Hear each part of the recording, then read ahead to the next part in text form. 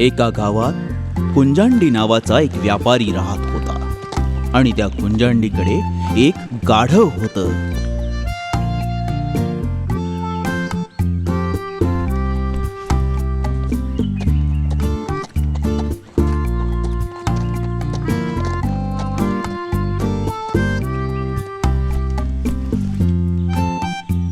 कुंजांडी त्या गाढवाच्या अंगावर सगळं सामान ठेवून बाजारात जायचा.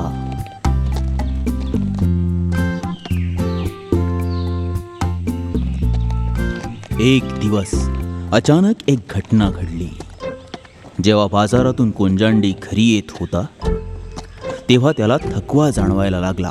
तेव्हा त्याने विचार केला की थोडा वेळ या झाडाखाली बसून आराम करावा. आणि हे बघून त्याचं गाढव त्याच्यासोबत आराम करू लागलं. दोघंही इतके थकले होते की कुंजांडीला झोप लागली. आणि तेव्हा तिथे एक साप आला. आणि त्या सापाला बघून गाढवाने, बाप रे, काय हा साप आहे? हा तर मालकांच्या जवळ जातोय. असं वाटतंय की हा त्यांना चावायला जातोय. मला काही करून मालकाला वाचवावं लागेल. तुला माझ्या मालकाला चावायचं आहे ना? थांब, तुला दाखवतो.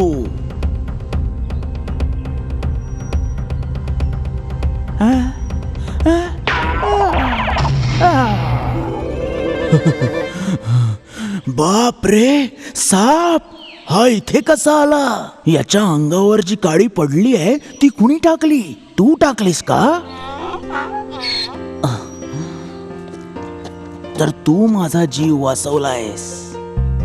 हे उपकार मी कधीच विसरणार नाही.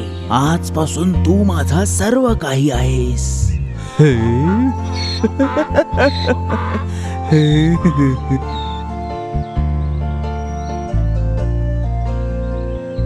कुंजांडी नेहमी सर्व सामान गाढवाच्या अंगावर लादून बाजारात जायचा आणि सगळं सामान विकल्यावर गाढवासोबत घरी परत यायचा. हे त्याचं नेहमीच होतं. ऐक बाळा, जर तू उत्साहासोबत खूप मेहनत करशील ना तर त्याचं फळही तुला खूप चांगलं मिळेल. कळलं मला, पण मालिक हे तर खूप वजनदार आहे. अरे बेटा, तू माझं सोनं आहेस. मी तुझ्यावर भार कसा लादेन? समजलं बाळा? आपला थकवा दूर करण्यासाठी मी तुला एक छानसं गाणं ऐकवतो.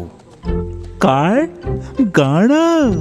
हे फक्त गाणं नाहीये, हे तुझ्याबद्दलचं गाणं आहे.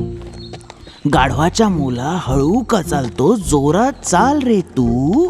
कुंजांडीच्या गाढवा तू, जोरात चाल रे तू. कसं वाटलं गाणं? काय मालक, तुमचं गाणं ऐकण्यापेक्षा तर मी वजनच उचलेल. एक दिवस कुंजांडी आणि त्याचं गाढव सगळं सामान विकून रोज सारखंच खूप आनंदात शहराकडे येत होता. आणि तो गाढवाला म्हणाला, अरे गाढवा, तुझ्या पाठीवर काही सामान नाहीये म्हणून तू जोरात चालतोयस. अरे मालक, लवकर चला, मला घरी जाऊन आरामही करायचा आहे ना. अरे बापरे, बापरे, गड्ड्यात पडलास. मी तुला मगापासूनच म्हणत होतो हळू चाल, पण माझं तुला ऐकायचंच नव्हतं. अरे देवा, कसं काढू याला?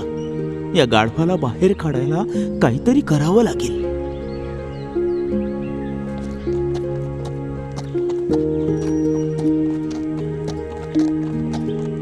आपल्या गाढवाला वाचवायला कुंजांडी काहीतरी उपायाचा विचार करू लागला आणि तितक्यात त्याला दोरीसारखं काहीतरी दिसलं.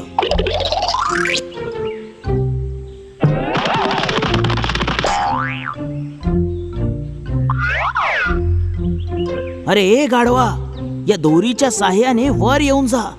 कसंही करून तुला वाचवावं लागेल आता. अरे तुझ्याशिवाय मी कसा राहू शकेन? कुंजांडी खूप दुःखी झाला होता. तेव्हा रस्त्याने जाणाऱ्या एका माणसाने त्याला पाहिलं. कुंजांडीची गध्याला वाचवायची कल्पना बघून त्याला एक गंमत सुचली. त्याने कुंजांडीला म्हटलं, अरे माझ्या मित्रा, विहिरीत जो पडलाय तो गाढव आहे. तो दोरीच्या साह्याने वर नाही येऊ शकत. मग तू सांग कसं वाचवू याला. याला कसंही करून मला वाचवावंच लागेल. अरे माझ्या मित्रा, ही विहीर खोल आहे. काहीही केलंस तरी तू यातून गाढवाला बाहेर नाही काढू शकत. त्याचा पिच्छा सोडून दे. अरे हे कसं बोलतोयस तू. तर बसून इथेच पहारा देत राहा. कुंजांडी आपल्या गाढवाला वाचवू न शकल्यामुळे उदास होऊन हा विचार करायला लागला की आता तो काय करेल. त्याला वाचवण्याच्या प्रयत्नात कधी दिवसाची रात्र झाली हे त्याला कळलंही नाही. कुंजांडी खूप त्रस्त होता.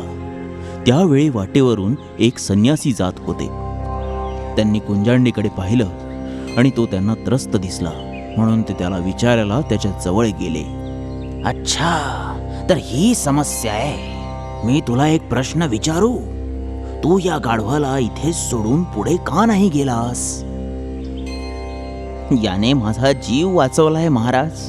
मी याला सोडून कसं जाऊ. काल संध्याकाळपासून याने काहीही खाल्लं नाहीये. तुला हे गाढव इतकं आवडलंय का? हो महाराज, मला याला वाचवायसाठी कृपया काहीतरी उपाय सांगा. अच्छा, असं आहे. तुझं या गाढवावरचं प्रेम बघून मला खूप आनंद झाला. कसंही करून माझ्या गाढवाला वाचवा महाराज.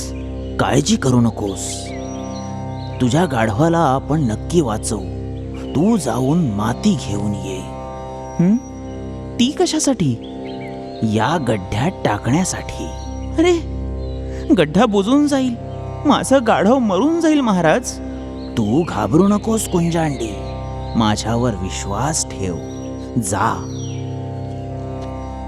कुंजांडीने महाराजांच्या शब्दांवर विश्वास ठेवून कुंजांडी रेती आणू लागला आणि जाऊन जाऊन आपल्या गाढवाला वाचवायसाठी भीतीने टाकू लागला. घाबरू नकोस कुंजांडी. गड्ड्यात माती टाकत राहा. घाबरायचं काहीही कारण नाहीये. मी तुझ्या सोबत आहे कुंजांडी. कुंजांडीने जेव्हा खाली पाहिलं तेव्हा त्याच्या लक्षात आलं की गाढव हळूहळू वर येतंय. कुंजांडीला हे बघून आनंद झाला आणि तो धावून धावून माती आणू लागला. कुंजांडीला आनंदी बघून संन्यासी आपल्या मार्गाने मार्गस्थ झाले.